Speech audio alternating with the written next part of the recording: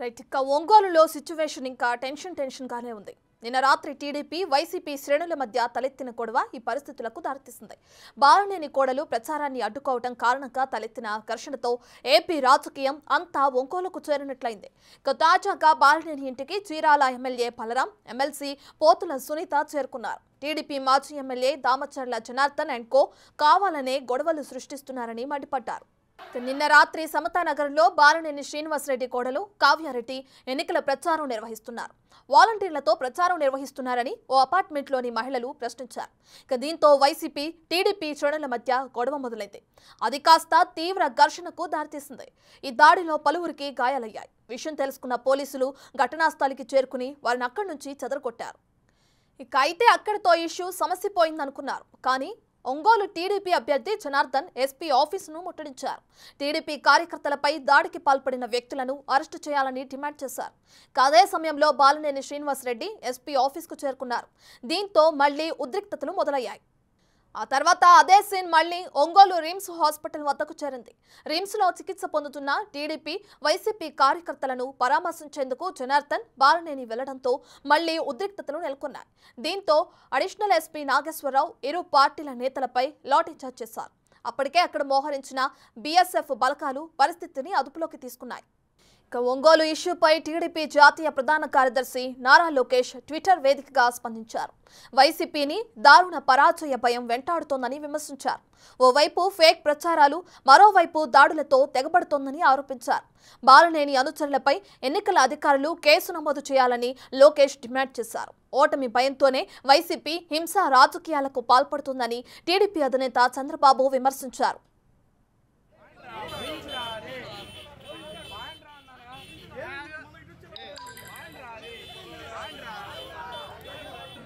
మా వారు government employee, మాకు అలా పథకాలు ఏమి రావు, మీరు అట్లా మాట్లాడదంటే మిగతా వాళ్ళకి రావట్లేదు, అయితే ఏం చేసుకుంటావు, నువ్వు ఏం చేసుకుంటావు చేసుకోపంటే, సరే ఏం చేసుకుంటున్నావు కదా మీరు ఇంకా వెళ్ళిపోండి అన్న. ఏం చేసుకుంటావు, నువ్వు ముందు డిలీట్ చేస్తావా లేదా అనింది. నేను చెయ్యను, నువ్వేం చేసుకుంటావు అన్నావు కదంటే నేను రాజీనామా చేసి వచ్చినాను. అట్లయితే ఇంకేమమ్మా నేను డిలీట్ చేస్తాను అంటుంటేనే వాళ్ళు మీదకి వచ్చేసారండి మొత్తము. కావ్య గారు అప్పటికి అనుకున్నారు, వాళ్ళ రౌడీ ముక్కలు ముందుకు పంపించి వచ్చాక లాస్ట్న ఉండి మళ్ళీ నేను సర్ది చెప్తానని వచ్చి గొడవ పెట్టుకుంది. ఆంటీ మీరు మమ్మల్ని సరిగా రిసీవ్ చేసుకోలేదు, మీరు వాలంటీర్లను ఫోటో తీయడం తప్పు, ముందు డిలీట్ చేయండి, ఎవరు చేయట్లేదంటే అది కాదమ్మా అని చెప్తుంటేనే వాళ్ళ రౌడీ ముక్కలు ఆమె సైగ చేసింది నాకైతే తెలియదండి. వాళ్ళు వచ్చి ఇంకా మీద పడి కొడుతుంటేనే కింద పడేశారు. పడేయడమే కింద పడేస్తుంటే నేను ఇంకా ఒకటే ఏడుస్తుండేసరికి మా చిన్న అబ్బాయి గబగబా తోసేశాడు. అబ్బాయి తోస్తుంటేనే అందరు వచ్చి పడ్డారు. అప్పుడు ఈ పెద్ద అబ్బాయి ఇంట్లో ఉన్నాడండి. ఈరోజు మామూలు రోజు వేరే రూమ్లో ఉండి చదువుకుంటాడు, దొరికినట్టు నిన్న ఇంట్లో ఉన్నాడు. అయ్యో అమ్మను తమ్ముని కొడుతున్నారే. అపార్ట్మెంట్లో నలుగురేనండి, కింద వాచ్మెన్ వాళ్ళు హ్యాండిక్యాప్డ్, పాపం వాళ్ళు తోస్తున్నారు. అయిన వాళ్ళు ఈ పక్కన వాళ్ళు 50-60 మంది ఎక్కువే ఉన్నారండి. ఎంతమందిని మనం నలుగురం ఎట్లా తోయగలమండి? మమ్మల్ని కొట్టనీకి వస్తుంటే 2-3 ఇల్లు మన అపార్ట్మెంట్ వాళ్ళు తోయనీకి లేదు కదా. తోస్తూ ఉంటేనే ఈ అబ్బాయి వచ్చి మా అమ్మని మా తమ్ముని కొట్టారని వాళ్ళని ఇద్దరిని గట్టిగా పట్టుకున్నాడండి. మా తమ్ముని చంపేస్తున్నారనేసి నేను లేసాను. అప్పటికి నన్ను వదిలి చిన్న అబ్బాయి మీద పడేసరికి మా పెద్ద అబ్బాయి గట్టిగా వాళ్ళని ఇలా పట్టుకున్నాడు, మా తమ్ముని కొట్టొద్దని అంటుంటేనే ఈ అబ్బాయిని మొత్తం దూరి అరే నువ్వు అడ్డం వస్తావారని పిడిగుద్దులు గుద్ది పెద్ద అబ్బాయికి అసలు చెవు పని చేయట్లేదండి. ఇదంతా ఇదైంది. రిమ్స్ హాస్పిటల్కి వెళ్ళాము. పోలీసులు కూడా కేసు రాసుకున్నారండి ఎస్పీ గారు. మాకు మన జనార్దన్ అన్న గారు మా కోసం వచ్చిన మోహన్ అన్న ఏంటి అమ్మాయిని పరామర్శించని వచ్చే లోపల అన్నను కూడా దిగుతుంగానే కొట్టారు. అన్న రక్తచిక్తమైండు. అన్న కూడా కుట్లు కూడా పడ్డాయండి. అన్నకు ఐ దగ్గర జస్ట్ కన్ను పోయేది. మాకు అయితే న్యాయం జరగాలి. ఒక పోలీస్ కుటుంబానికి ఈ రాష్ట్రంలో రక్షణ లేకుండా పోతే ఇంకా చూడండి, వాలంటీర్ ఫోటో తీసినందుకు ఎన్నికల కోడ్ కూడా వాళ్ళు ఉల్లంఘించి, ఒకవేళ నేను ధైర్యంగా తీసినందుకు ఇలా ధైర్యం చేస్తే ఇంకా ప్రతి ఒక్కరిని చంపేస్తారు కదండి. మేమేమనలేదండి. బాలనేని గారు కోడలు గారు వచ్చినా కూడా రెస్పెక్ట్తో ఫుల్గా ఇప్పుడు మాకున్న డిసిప్లిన్తోనే మేడం అనే పిలిచాము. ఫస్ట్ సారి వాళ్ళు మీదకి వచ్చినప్పుడు తర్వాత వచ్చారు వాళ్ళు, అయినా కూడా మేడం అన్నాం. నోరు జారలేదు, ఎక్కడ నోరు జారలేదు.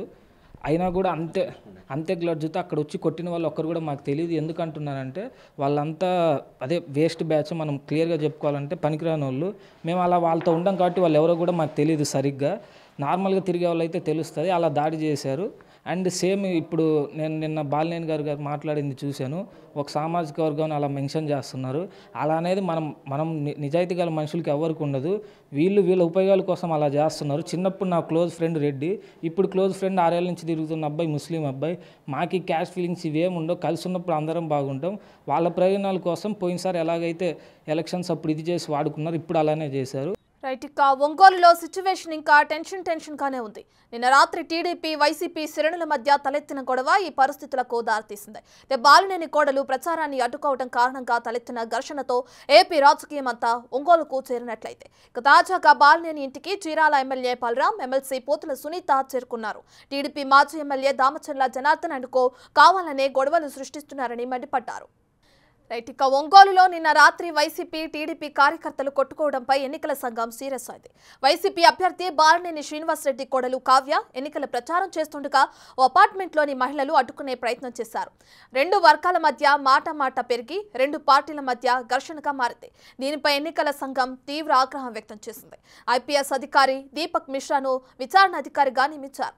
ఆయన ఇచ్చే నివేదిక ఆధారంగా గొడవలకు కారణమైన వారిపై కేసులు తప్పవని ఈసీ హెచ్చరించింది.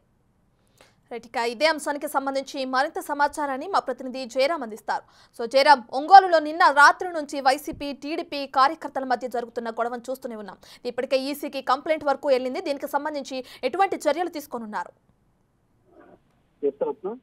ఎన్నికల కోడ్ నేపథ్యంలో ఒంగోలులో నిన్న టీడీపీ ఇటు వైసీపీ కార్యకర్తలు గొడవ దిగారు. ఈ నేపథ్యంలో కూడా ఇరు పార్టీల కార్యకర్తలపై కూడా అంటే ఒంగోలు స్టేషన్ లో కూడా అయితే కేసు నమోదు చేశారు. అయితే నిన్న Balineni Ongole YCP sitting MLA, అదేవిధంగా వైసీపీ అభ్యర్థి బాలినేని శ్రీనివాసరెడ్డి కోడలు కావేరెడ్డి ఒంగోలులో ఎన్నికల క్యాంపెయిన్ చేస్తుంది. ఈ నేపథ్యంలో కూడా కొంతమంది అపార్ట్మెంట్ లోని కొంతమంది మహిళలు ఆమెను అడ్డుకున్నారు. ఈ నేపథ్యంలో కూడా టీడీపీ వైసీపీ కార్యకర్తల మధ్య అయితే ఒక వాగ్వాదం చోటు చేసుకుంది. ఇరు వర్గాల మధ్య అయితే తీవ్ర ఈ గొడవ చాలా తెలుసుగా మారింది. అయితే ఈ నేపథ్యంలో కూడా ఎలక్షన్ కమిషన్ గా సీరియస్ అయింది. ఈ రోజు కొండేపు నియోజకవర్గం ఈసీకి ఇటు టీడీపీ కార్యకర్తలు కంప్లైంట్ ఇచ్చారు. వైసీపీ కార్యకర్తలు కావాలని గొడవ దిగారు, మాపై ఇటు దాడికి పాల్పడ్డారు. వెంటనే వాళ్ళ మీద కూడా యాక్షన్ తీసుకుని కూడా అయితే కంప్లైంట్ ఇచ్చారు. ఈ నేపథ్యంలో కూడా ఈసీ వెంటనే విచారణ అధికారిని కూడా ఒక ఐపీఎస్ విచారణ అధికారిని కూడా నియమించింది. ఈ రోజు సాయంత్రానికి ఇప్పుడు ఎంతమందిపై ఇటు కేసు నమోదు చేశారు ఏంటనేది కూడా అయితే వివరాలు రావాల్సింది.